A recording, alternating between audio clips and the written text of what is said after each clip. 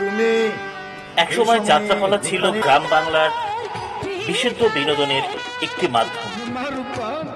৮০ দশকের পর থেকে সুস্থ বিনোদনের এই ধারাটি হারিয়ে যায়। তৎকালীন সময় উত্তরবঙ্গের মধ্যে এক সময়ের জনপ্রিয় যাত্রা দল ছিল নওগাঁ রানীনগর উপজেলার রূপশ্রী অপেরা।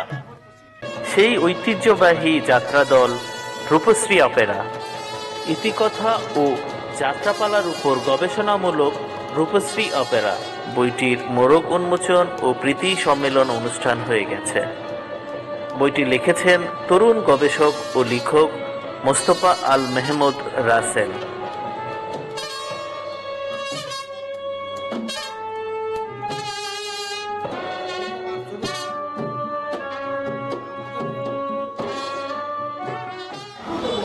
আমি ছোটবেলায় এই রূপশ্রী অপেরা যাত্রাপালাটা প্রথম দেখি। এটা সম্ভবত 1978 সালে।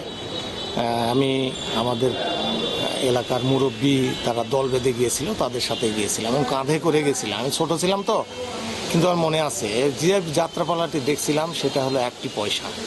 এবং আমি একটা করোনাকালে বসেই ছিলাম, তখন আমি মনে করি যে রূপশ্রী অপেরা না কিছু করা যায় কিনা। এবং যখন তথ্য অন্বেষণ করতে করতে দেখা যায় যে রূপশ্রী অপেরার বিশাল বড় ভাণ্ডার, এবং রূপশ্রী অপেরার যে স্বত্বাধিকারী খগেন্দ্র নারায়ণ লস্কর, তিনি একটা বাড়ি তৈরি করেছিলেন।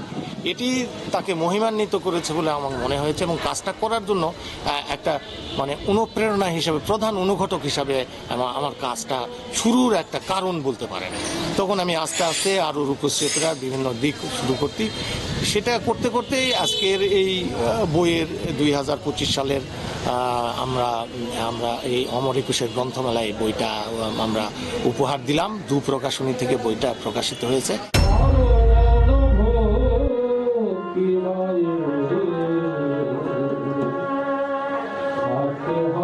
বাংলাদেশে যে একটি অপেরা নিয়ে একটি বই কখনো হয়েছে কিনা, সেক্ষেত্রে এটি একটি উদাহরণ যে মোস্তফা মেহমুদ রাসেল যে কাজটি করেছেন। আমি মনে করি যে এটি একটি উদাহরণ যে এই কাজ, এরকম কাজ আরও হতে পারে, এবং আমাদের সাংস্কৃতিক ইতিহাস চর্চার মধ্য দিয়ে আমাদের যে অতীতের ইতিহাস চর্চার একটি মানে পরিসর যেমন তৈরি হবে, একইভাবে আমরা এই কথা আমরা স্মরণ করব যে আমাদের এখানে যে একসময় সমৃদ্ধ সঙ্গীত চর্চা হতো, তার একটি দলিল কিন্তু তৈরি হবে। যদি এরকম কাজ আরও হয় সর্বত্র, তাহলে কিন্তু আমরা আমাদের সাংস্কৃতিক ইতিহাসটি আরও সুন্দরভাবে, আরও সুললিতভাবে, আরও সমৃদ্ধভাবে আমাদের কাছে সেটি হাজির হতে পারে, এবং এই কাজটি একটি উদাহরণ আমাদের সামনে হবে।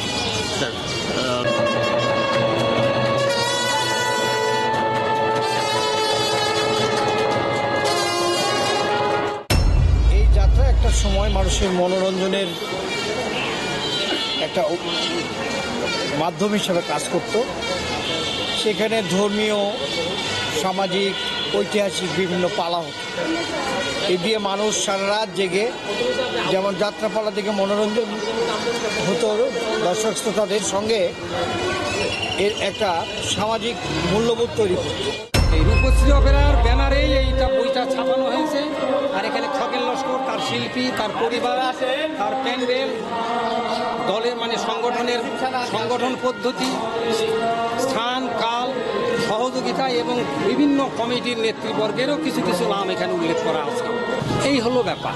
এইভাবে রূপশ্রী অপেরা, খগেন লস্কর তাকে প্রতিষ্ঠা করা, তার সংগঠনকে প্রতিষ্ঠা করা, তার সঙ্গে যাত্রা শিল্পকে প্রতিষ্ঠা করা, প্রচার করা চেষ্টায় আছি। আপনারাও চেষ্টা করেন, সহযোগিতা করেন।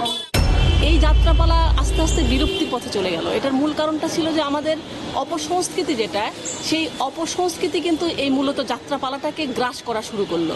যখন মানুষ বুঝছে যে অপসংস্কৃতি আমাদের সংস্কৃতিকে গ্রাস করছে, তখন কিন্তু মানুষ আবার শেকড়ে ফিরে যাচ্ছে।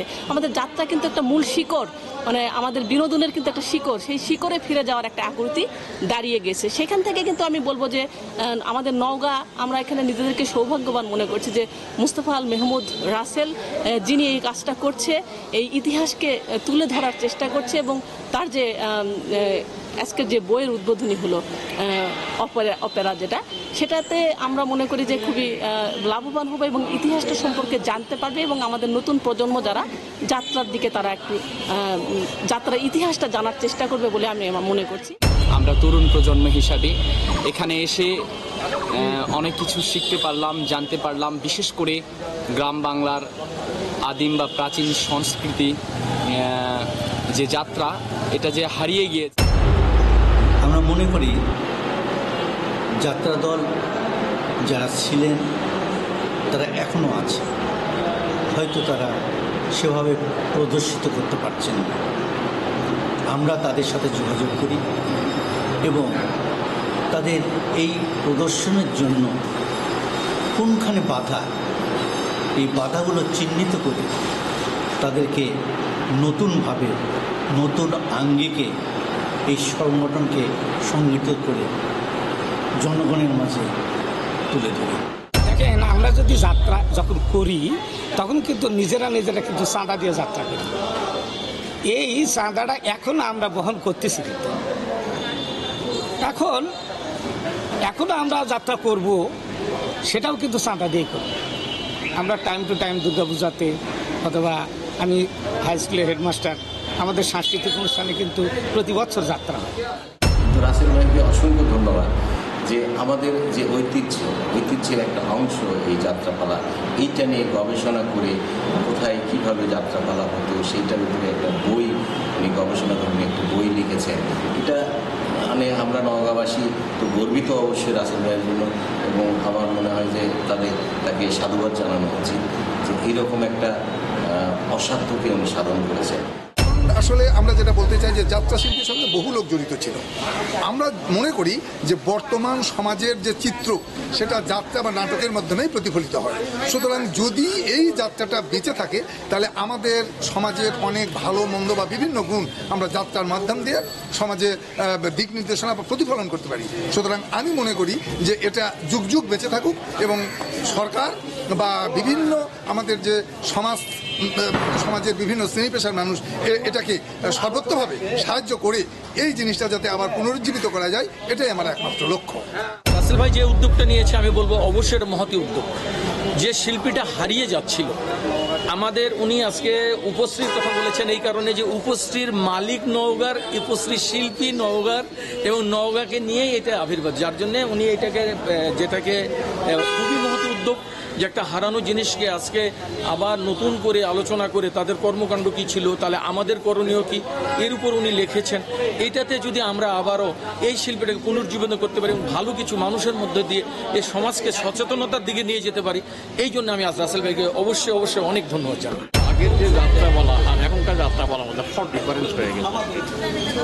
তখন ছাত্র জীবন আমি দেখেছি যাত্রাপালা দুগুলাটিতে বছরে 2বার যাত্রাপালা হতো, একবার রথ উপলক্ষে, একটা দুর্গা উপলক্ষে, 1 সপ্তাহ ধরে ওইখানে হতো।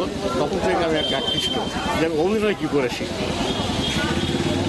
তখনকার যাত্রা আর এখনকার যাত্রা এক নয়, ঝুমুর আর যাত্রা ঐতিহাসিক, একটা নাচ গানের যাত্রা।